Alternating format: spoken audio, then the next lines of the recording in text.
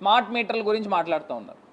నేను ఒకటి అడుగుతా ఉన్నా ఇదే చంద్రబాబు నాయుడు గారిని, ఈ కరెంటు స్మార్ట్ మీటర్లు నాకు ఒక సామెత గుర్తొస్తూ ఉంది.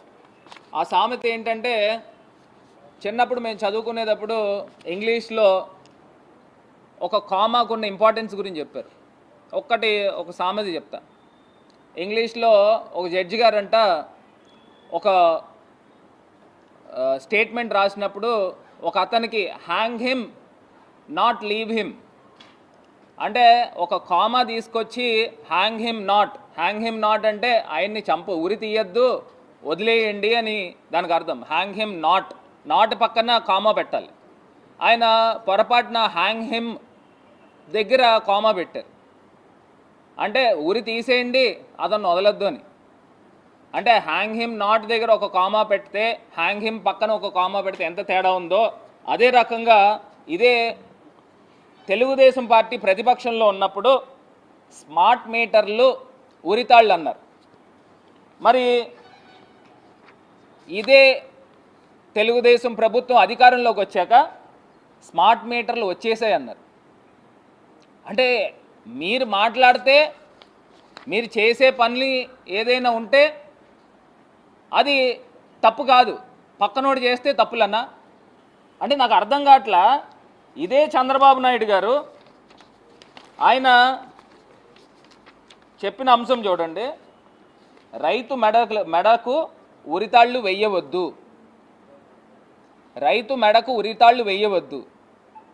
అంటే స్మార్ట్ మీటర్లు ఈయన ప్రతిపక్షంలో ఉన్నప్పుడు మాట్లాడిని. ఇప్పుడేం మాట్లాడుతున్నారు? స్మార్ట్ మీటర్లు వచ్చేసాయి అంటే దానివల్ల ఏదో ప్రజలకి ఏదో న్యాయం జరిగిపోతున్నట్టు. అంటే ఈయన చెప్పిన విధానం అంటే ఇదెక్కడ రెండు నాలుకల ధోరణి అని అడుగుతా ఉన్నా. ఎంత అన్యాయమా!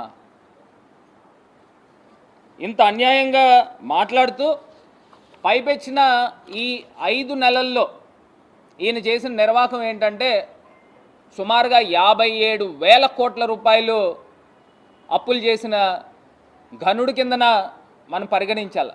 57,000 కోట్ల రూపాయలు. ఇదే అసెంబ్లీలో 5 నెలలు పోయిన తర్వాత ఇప్పుడు బడ్జెట్ ప్రవేశపెట్టారు. ఈ బడ్జెట్ ప్రవేశపెట్టిన దాంట్లో క్లియర్గా తేటతెల్లమైంది కదండి ఈయన ఎన్ని అబద్ధాలు ఆడారో. గతంలో జగన్మోహన్ రెడ్డి గారి ప్రభుత్వంలో 14 లక్షల కోట్లు, 13 లక్షల కోట్లు నోటుకొచ్చిన మాటలు చెప్పారు. అప్పులు చేసేసారు 13 లక్షల కోట్లు, 14 లక్షల కోట్లని. మరి ఇదే అసెంబ్లీలో బడ్జెట్ మీరు పెట్టినప్పుడు జగన్మోహన్ రెడ్డి గారి హయాంలో 6,75,000 కోట్ల రూపాయలు సుమారుగా అవే అప్పులు. అంటే గతంలో మీరు చేసిన అప్పులతో కలుపుకుని మరి ఏ రకంగా అబద్ధాలు ఆడారండి? ఇదే చంద్రబాబు నాయుడు గారు నోట్తోనే కదా ఇన్ని మాటలు చెప్పిన వాళ్ళు. మరి ఏ రకంగా ఇన్ని పచ్చి అబద్ధాలు మరి మాట్లాడతారో నాకైతే అర్థం కాలే. ఇది కాకుండా కరెంట్ ఛార్జీల గురించి చంద్రబాబు నాయుడు గారు ఊరూరా ఈయన చేసిన నిర్వాహకం ఏంటంటే, సుమారుగా 57,000 కోట్ల రూపాయలు అప్పులు చేసిన ఘనుడి కిందన మనం పరిగణించాలి. 57,000 కోట్ల రూపాయలు. ఇదే అసెంబ్లీలో 5 నెలలు పోయిన తర్వాత ఇప్పుడు బడ్జెట్ ప్రవేశపెట్టారు. ఈ బడ్జెట్ ప్రవేశపెట్టిన దాంట్లో క్లియర్గా తేటతెల్లమైంది కదండి ఈయన ఎన్ని అబద్ధాలు ఆడారో. గతంలో జగన్మోహన్ రెడ్డి గారి ప్రభుత్వంలో 14 లక్షల కోట్లు, 13 లక్షల కోట్లు నోటుకొచ్చిన మాటలు చెప్పారు. అప్పులు చేసేసారు 13 లక్షల కోట్లు, 14 లక్షల కోట్లని. మరి ఇదే అసెంబ్లీలో బడ్జెట్ మీరు పెట్టినప్పుడు జగన్మోహన్ రెడ్డి గారి హయాంలో 6,75,000 కోట్ల రూపాయలు సుమారుగా అవే అప్పులు. అంటే గతంలో మీరు చేసిన అప్పులతో కలుపుకుని మరి ఏ రకంగా అబద్ధాలు ఆడారండి? ఇదే చంద్రబాబు నాయుడు గారు నోట్తోనే కదా ఇన్ని మాటలు చెప్పిన వాళ్ళు. మరి ఏ రకంగా ఇన్ని పచ్చి అబద్ధాలు మరి మాట్లాడతారో నాకైతే అర్థం కాలే. ఇది కాకుండా కరెంట్ ఛార్జీల గురించి చంద్రబాబు నాయుడు గారు ఊరూరా ప్రచారం చేశారు. ఏమని ప్రచారం చేశారు? మేము అధికారంలోకి వచ్చిన తర్వాత నాణ్యమైన కరెంట్ ఇస్తాము, కరెంటు ఛార్జీలు అనేవి పెంచమని చెప్పేసి నేరుగా చెప్పిన మాట ఇదే చంద్రబాబు నాయుడు గారు.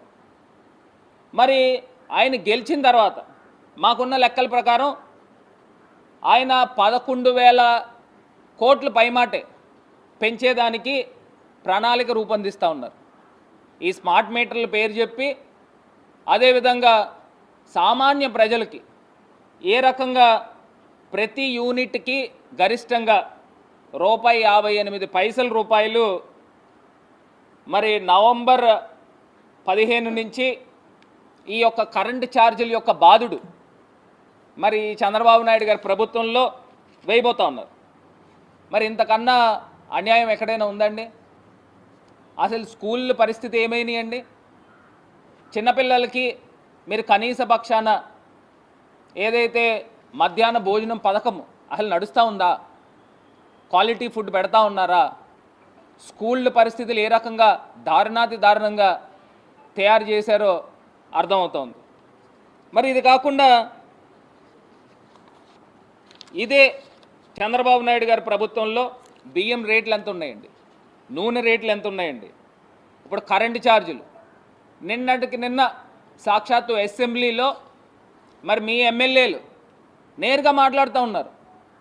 ఉచిత శాండ్ అన్నారు, ఆ పారదర్శకత కనబడట్లేదు, లోపం ఎక్కడుందో మరి దాన్ని సవరించాలని చెప్తా ఉన్నారు. 5 నెలలు అయింది, లోపం ఎక్కడ ఉంటుందండి?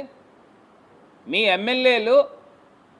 ఎమ్మెల్యేలు అనుచరులు యథేచ్ఛగా ఇసుక అమ్ముకుంటూ ఉంటే లోపం అక్కడ ఉంటుంది. అధికారుల మటుకు ఏం చేస్తారు? అధికారుల పైన నెపం నెట్టేస్తూ ఉన్నారు. అధికారులు మాట వినట్లేదని. అధికారులు ఏమన్నా అమ్ముకుంటారా శాండ్ని? ఎవరు అమ్ముకుంటారండి శాండ్ని?